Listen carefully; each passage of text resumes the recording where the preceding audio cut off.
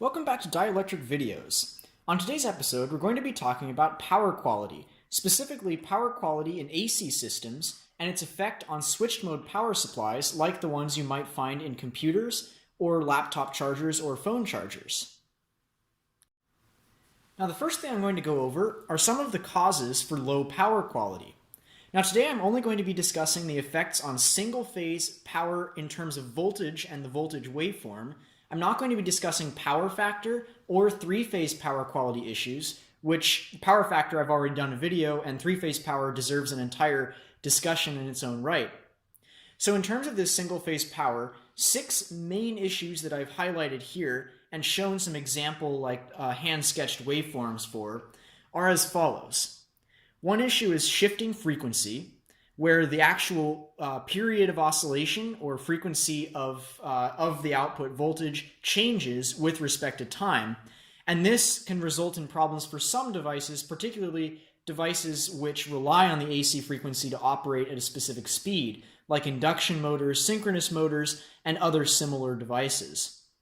Waveform distortion is another problem. This can happen when too many reactive loads with, say, rectifiers in them are connected to a circuit, and perhaps the tops of the waves get chopped, or perhaps due to the way that an AC signal is generated, there could be ripples in the AC waveform itself, among other waveform distortion issues. Another big problem can be voltage ripple, and this can be an especially big problem in situations where intermittent loads are connected to a circuit, or when the power supply or generator is unstable in its operating conditions. We'll go into this in more depth later. Momentary cutout is another potential problem. That's where, for short periods of time, the signal goes to zero. This would be an example of what you might find when a loose connection is present or a bad switch contact is present in a circuit, where it cuts in and out over and over again, leading to dead spots in the waveform. Another problem that's similar to voltage ripple but somewhat more pronounced is voltage spiking. This can happen when there are large inductive loads on a circuit and they're suddenly switched off. That can lead to a sudden back EMF that raises the voltage substantially, and this can result in potential damage to electronics or equipment that is not well filtered. And the last type of power quality issue that I'll go into today is brownout, which is basically a condition where the normal operating voltage decreases substantially. This can lead to erratic behavior, occasional overheating in motors, and can lead to electronics to intermittently turn off or potentially even cause hard disk crashes. But we'll go into that when we start talking about how power supplies work, as well as which ones of these are most problematic for switched mode power supplies. In order to give context to this discussion we're going to have today, I'm going to give a brief overview of how a modern switched mode power supply operates. And this should give you some intuition as to what types of power quality issues would be most problematic for such a supply. This is a 350 watt ATX power supply that's been mounted to a piece of wood. I use this as my sort of brute force power supply for my electronics projects where I need a lot of current and not necessarily a whole lot of voltage accuracy. The reason for that being that the capacitors on the output side have suffered from the capacitor plague. This power supply is from around 2006, and that was right in the heart of the time when counterfeit capacitors from China, many of them actually had an incorrect electrolyte formula, which led to subsequent puffing and release of electrolyte over time, and many of them failed within the first year or so. Now, this power supply is still functional. The reason I'm using it on a benchtop rather than in a computer is because of these capacitor issues. And in a future video, in fact, potentially my next video, I'm going to be replacing the bad capacitors. But for now, we'll just use this as a prototypical example of a switched mode power supply. So how does it work? We have AC power coming in this case at 120 volts AC. The input range rating for this power supply is 100 to 127 volts AC. And that allows for a substantial variation in the line voltage while still providing full output current and satisfactory voltage regulation at the output. Now, once the AC power comes in, it's initially run through a fuse, and it's filtered via several common mode chokes, which are basically inductors with 2 windings on them, and these serve to remove high frequency switching noise from the line. That's an FCC requirement to make sure that the line noise output of the power supply is minimal. There are also some small polyester film capacitors here. These serve to reduce the amount of line noise and to mildly correct for any power factor issues that arise from the common mode chokes and from subsequent processing of the signal. Now, in addition, you'll see this small black disc here. This is an NTC thermistor, or negative temperature coefficient thermistor, and what this does is it serves to limit the inrush. When it's cool, when its temperature is low, it has a relatively high internal resistance, which limits the inrush of current into the power supply until it finally heats up, at which point its resistance decreases, and as a result, the power supply begins to can derive as much current as it needs to from the line. Now, once it's filtered adequately, the AC power is then fed to a rectifier. Now, this is a full bridge rectifier, just like any other. It'll be rated for between 4 and 5 amps, since this is a 350 watt power supply. And the bridge rectifier converts the AC signal from the input to a DC signal. And of course, that DC signal coming out of it is filled with ripple because the rectifier doesn't smooth the output. It only basically takes the absolute value of the AC signal and provides that as an output. That's where these two large electrolytic capacitors come in. These are connected such that the output of the rectifier is filtered so that you can get a smooth DC supply at whatever the peak voltage of the input supply is. Now, that's really important to note. If you have 100 volts going in, you're going to get about 1.4 times that because this is the RMS voltage coming in, and the rectifier is going to take the absolute value and filter that, thus giving the peak voltage. So for 100 volts, the peak voltage would be about 141 volts. For 120 volts, it would be around 170 volts DC. So once it's filtered, we have this clean 170 volt DC rail available to the power supply. Next, a large switching transistor, which is controlled by an integrated circuit, switches that very, very quickly at probably between 10 and 100 kilohertz through this large ferrite core transformer. Now, this large ferrite core transformer, which I'll flip around to show, is the main voltage decreasing element in the circuit. It's taking our main voltage from these capacitors and it's stepping it down to a lower voltage, which can be further processed later on.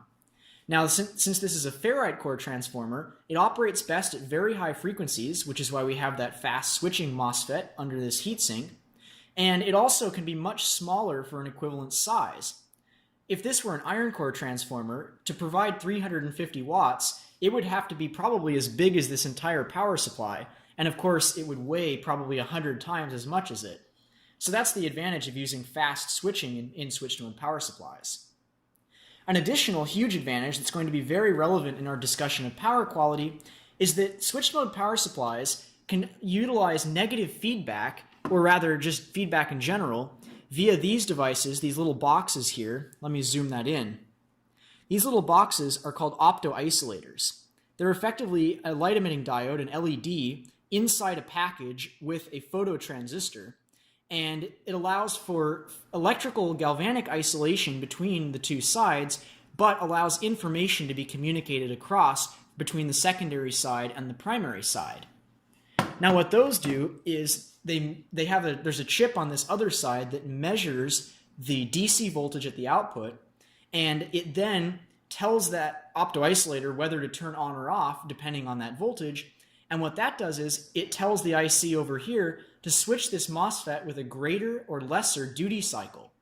Now, by changing the duty cycle fed into this transformer, you can actually manipulate what its output voltage is on average. When the output of this gets rectified, it's filtered by another set of capacitors, which are these ones here, and that rectified signal allows for a great deal of variability in the actual DC output by changing the input duty cycle. This is why switch-mode power supplies are amazing for their power regulation performance, even with noisy input power. Regardless of what the input conditions are, provided they're high enough to provide the necessary output current to the load, the output voltage will remain pretty much constant so long as the negative feedback is sufficient to keep this circuit operating at the nominal output voltage. Now, the last stage of the system is rectification, and final voltage processing. Now, I believe the way this power supply derives its 5-volt and 3-volt rail are via boost or buck converters. So I believe what it does is it has a main 12-volt output from the rectifier from this transformer, and then it buck converts that to 5 volts and 3.3 volts using additional switching transistors mounted to this large heatsink. That may not be exactly accurate. There may be multiple taps on this transformer as well, but that is the main idea is you have the output from this transformer, which is then further processed to the subsequent rails. Now here's where the faulty capacitors come in. These capacitors are the ones that filter the high frequency content out of that rectified signal from the transformer. And as a result of that exposure to high frequency, combined with the faulty design of the capacitors, many of them have puffed and are probably no longer anywhere near their ideal tolerance for capacitance or their ideal tolerance for equivalent series resistance, or ESR. That being said, though, the power supply still does function adequately, and it's good enough to operate just kind of brute force loads like drills, power inverters, and basic circuits. So now that I've done a basic overview of the power supply itself, I'm going to go on to a discussion of how power quality affects these types of switched mode power supplies. So we'll sequentially go through each of these potential problems and determine what effect it would have, if any, on the performance of the power supply. We'll go with frequency shift first. In terms of all of these issues, frequency shift is probably the least concerning thing from the perspective of a switched mode power supply.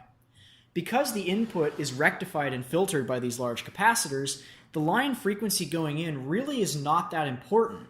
It could be as low as as long as these capacitors can continue to provide that stable rail, the frequency can go quite low. I would say for a power supply designed for 50 to 60 hertz, it would probably operate satisfactorily down to around 40 hertz. Raising the frequency is even less problematic because provided it stays within the switching time of this rectifier, which is probably up to around a kilohertz, the frequency should not bother the power supply at all. And in fact, that's actually quite applicable because on many aircraft, a 400 hertz power rail is supplied. So theoretically, this power supply would operate perfectly fine on a 400 hertz airline power supply, just as it would on a 60 hertz mains power supply. The next one we'll go into is waveform distortion. Now this might have a slightly higher effect on the power supply if the peak waveforms, the peak points in the waveform end up being too low or below the nominal, say 170 volt peak for 120 volt supply. That being said, however, because these power supplies have that feedback and they can tolerate any range from 100 to 127 volts input, that means it should tolerate anything from around 140 volt peak to around like a 210 volt peak on this waveform shape. And that really means that a whole lot of garbage can occur in here and the power supply will still get a clean DC supply regardless. Now how about voltage ripple? Now we're getting to something that actually may cause problems for the power supply. If the voltage sags momentarily too far, it could potentially lead these filter capacitors to drop their voltage below what the power supply switching circuit needs to satisfactorily produce the output. This probably wouldn't be a big problem if the power supply is lightly loaded, because these can hold their charge over many, many cycles if there's not a lot of load being drawn. If the power supply is very near to its maximum load, however, these are going to empty out really fast, and having low brownout voltages could be a problem. Now the opposite problem occurs if the ripple goes too high. If we're seeing voltages that are over 210 volts RMS or so, or peak I mean, if you're getting peaks in the 220 or 230 volt range, there's a good chance that you could actually damage the switching transistors or the capacitors themselves by allowing the rectified voltage to go too high. Now, if this only happens for a very short duration, particularly if the power supply is under high load, it wouldn't be as much of a problem because they're not going to fill up that high in voltage, and the NTC thermistor as well as the common mode chokes on the input will serve to limit that inrush to the capacitors and prevent their voltage from rapidly rising in the event of a spike. So basically, provided the voltage ripple on average stays at the RMS voltage, it shouldn't really be a big problem, but this is where we start having a little bit more concern when compared to the first two issues. Now, a third issue we may run into is momentary cutout. This would have a similar problem to the voltage going too low. If those capacitors drain out during this dead time, you'll get low voltage to the output of the power supply, potentially causing it to either shut down or causing problems for the electronics like faulty logic states or latch up.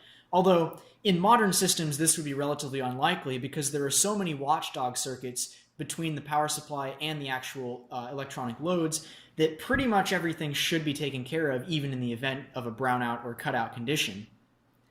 Now, a voltage spike carries a similar problem to the voltage ripple issue. You get a sudden increase in voltage, which could potentially cause damage to the switching elements or the capacitors in this circuit. The rectifier should be rated quite highly in voltage, so that shouldn't be a huge problem for it, but something that could be adversely affected are the power factor correction capacitors. They could potentially see a punch through because they're right on the front end without any filtering. But as I mentioned for the voltage ripple, the common mode chokes and the NTC thermistor should prevent momentary voltage spikes from massively overcharging these capacitors, which should give relatively little problem for the power supply as a whole. And the last thing I'll discuss is brownout. This is basically going to have the same problem as the momentary cutoff and the low voltage rippling, in that it's a continuous low voltage that if the power supply is under a lot of load, it may struggle to maintain its output voltage. The only distinction, though, is brownout would be a continuous low voltage, and this may cause the power supply, even when unloaded, to fail to operate because these capacitors will eventually drain down to that peak voltage. And that, of course, may cause the power supply to shut down or behave erratically. Here's a reason why you might want to know about what effects low-quality power has on switched-mode power supplies. This is an old-fashioned 3500 watt electric generator with a gas engine on it. And this is important to note because this is not an inverter generator. This is a direct-driven alternator, meaning that all voltage and frequency regulation at the output, as well as voltage stability, are completely at the whim of the engine. If the engine revs, if the RPM increases, then the voltage and frequency will also increase proportionately. If the engine bogs down, the voltage and frequency will drop. Now what also can happen is if you have a large load plugged in, the engine will rev it or will crank up its throttle position and supply that load to keep it at the right frequency and voltage. However, if you suddenly unplug that load, it'll take a minute for the engine to close off its throttle valve. So during that brief period where the load has been unplugged, you'll get a massive voltage spike. So the bottom line is these are not very good at regulating voltage, frequency, or general stability. Additionally, the alternators in them are notorious for producing kind of asymmetrical and low-quality waveform outputs, especially when large loads are applied. So that'll be something else to watch out for. Now, this is important to know because in most conditions, it's recommended that for electronic equipment, an inverter generator be used. Inverter generators are somewhat similar to these in that they have an alternator and they have an engine, but the output from the alternator is rectified to DC. The DC is smoothed and filtered and then is reinverted into a highly controlled, stable AC output. And this is good for electronics because it's reliable, it's not subject to voltage spikes, and it's also good for things like motors, which require a very specific voltage and frequency range. Since this is not an inverter generator, it's going to not have any of those benefits.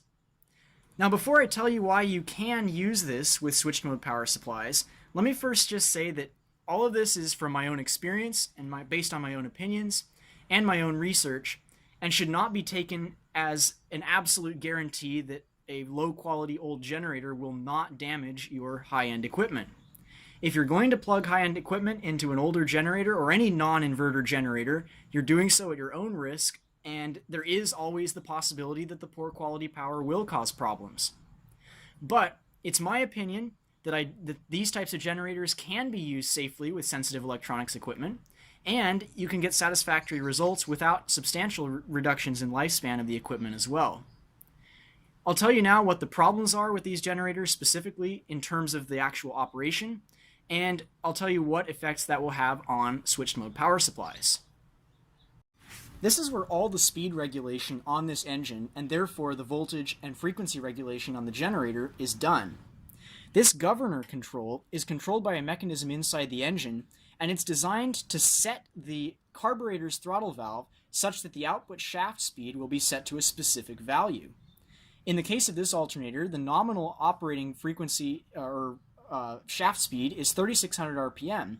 That gives you an output of 60 Hertz, that is 60 rotations per second, and the generator is wound such that at that speed, the nominal voltage will be 120 volts. Obviously, that will go up when it's unloaded, and it'll go down when it's under high load, but it should stay ideally within plus or minus 10%. Now, this is a pretty old generator, and the carburetor hasn't been rebuilt in quite a while, so it could be subject to an issue called surging. Surging is the condition where the engine will rev up, the governor will kick in and close off the carburetor, it'll slow down excessively, so it'll pop back open again, but it'll get out of sync and it'll never reach an equilibrium point. Instead, it'll continue to go vroom, vroom, vroom over and over again. And this leads to the condition of unstable voltage, wherein the voltage goes up and down and up and down, and the line frequency changes accordingly. Now, like I said, the switched mode power supplies have internal feedback, so provided that voltage stays within their tolerance from 100 to 120 volts, or in the case of a universal power supply, from 100 to 250 volts, it should be absolutely fine. Of course, that is putting a little bit more load on all of the switching apparatus, having it constantly increase and decrease and increase and decrease its switching power, so you might get a little bit of decrease in lifespan if you do this for a long time, but provided you stay within the tolerance of the input of the power supply, I see no reason why this should be a likely cause of severe damage to the supply. The other big problem I mentioned earlier is if you disconnect a load, this thing will already have been at full throttle or near to full throttle, and it'll suddenly rev up before the governor has a time to close it off. Additionally, the generator is a big inductor, and when you suddenly disconnect a load from an inductor, the voltage spikes momentarily. If that spike is severe enough, it could potentially damage a switched mode power supply. But, as I mentioned before, the input filtering, as well as the large filter capacitors, should keep momentary surges to a minimum effect on the actual DC rail supply voltage to the switching elements. So once again, this is a reason why inverter generators would be better, but I don't necessarily think it's cause for concern for operating it either. So now that I've gone over the basics of the concerns about power quality and switch mode power supplies, let's do a bit of a test with a switch mode power supply. So here I have the oscilloscope hooked up, and I also have a 400 watt Centec power inverter connected to a 100 watt light bulb. Now this is a 350 watt power supply, so the light bulb is only going to load it to about 30% capacity. However, this will be a very good test of the performance of the output stage and the feedback, particularly because of the bulged and damaged capacitors. A power inverter is probably about the most difficult load you could possibly drive with a power supply with damaged capacitors, because it constantly draws big pulses of load in order to generate that high frequency switching that steps the voltage up to the higher voltage. So what we're going to do now is we're going to connect it, take the black side here, which goes to this wire, and connect it to the ground. Get a nut and attach it all the way on here.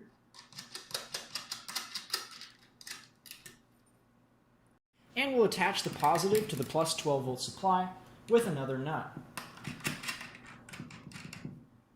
So now I've connected the oscilloscope probe leads such that one is connected to the 12 volt output of the power supply and the other is connected to the AC mains supply. So now I'm going to plug in the power supply. It's powered on, and now we're going to switch, well now before I switch the inverter on, we'll take a look at this output. You see it's a fairly stable 12 volt output. I'll even put on the measurement. We'll see our RMS on channel 1 is 12.2 volts and max 12.4 volts. So now what I'm going to do is turn on the inverter, and this is going to put a substantial load on this power supply. So here we go. Waiting for it to kick on. Now the light bulb is on. As you can see, there's a fair bit of ripple, and this corresponds roughly to the switching frequency at the output of the inverter, where it's drawing in large amounts of current. In fact, if I wanted to, I could even go in, turn off channel 2, And then I could switch channel 1 to an AC couple, like so, and then zoom in my vertical. And that would allow us to see all the noise on this power line.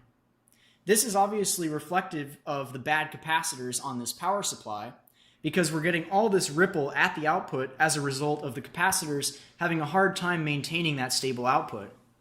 That being said, though, the negative feedback in the power supply is good enough to keep that output pretty darn close to 12 volts, regardless of the state. So I'll switch the scope back to how I had it before, and now we can do some tests. So now I've got a cord running into our test setup, and I'm going to see if I can get this thing to start. Now I haven't run this in like about a year, and I did have the carburetor drained for storage, but it may still have a hard time getting started. So let's give it a go. I'm going to set the choke. I'll give it a few pulls with the choke on. Well, that didn't take much. Well, I don't think I've ever had a generator start that easily in one go after being stored for a year. Go figure. Now here's what we want to look into. As you can see on the scope, this waveform is horrendous. It's not a sinusoid at all. It's a triangle wave, and it's got a ton of noise on it. I mean, it is just a terrible waveform. Now, if we go to our measure, we can see that we're getting roughly 128 volts because we're not loading it at all. And so it is within tolerance of the power supply. Our voltage is okay. Well, it's a volt over, but it'll be fine. But you can see that waveform is terrible. So keep in mind, well, as we said, the actual shape of the waveform does not really matter. It's the Vmax that matters. Vmax is 232, which is pretty high, but I think once we get this loaded down, we're going to see that this is not as much of a problem for our power supply. The other thing is we're not seeing any major brownouts or major ripples. We're going to change that by actually inducing some surging later on. But first, let's just see how the power supply behaves and see what happens when we start the inverter. So I'll turn the inverter off to begin with, and now we'll just turn on the power supply.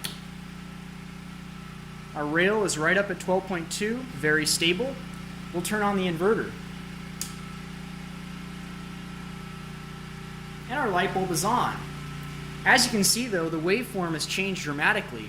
Those sharp clips on the tops and bottoms have turned into a little bit more rounded off outputs because of the rectifier drawing power at the peaks. Our output is just as stable as it was before, though, and we're not having any problems here. So now what I'm going to do is I'm going to go out and intentionally surge the generator to see what happens to the output rail.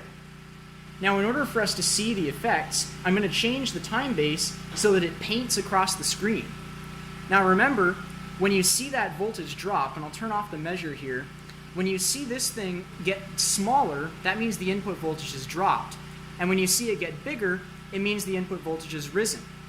The yellow line is, of course, going to then reflect what the output voltage is under load. So I'm going to go rev install the engine, and let's see what happens to the power output.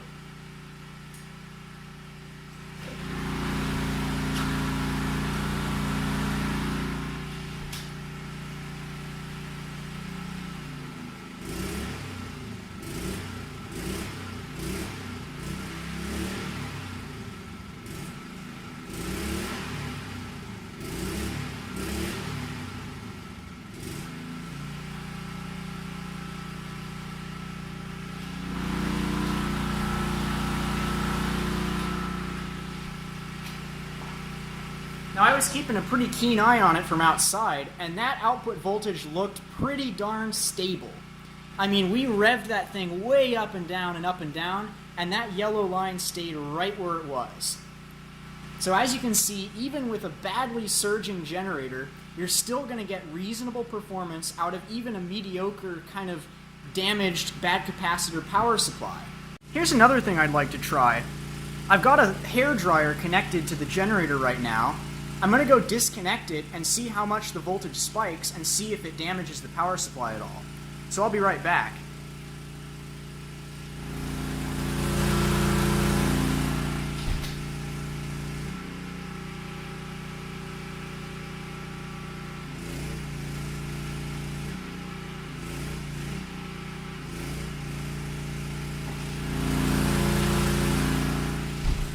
just switched it on and off several times, and it had almost no effect on the output voltage.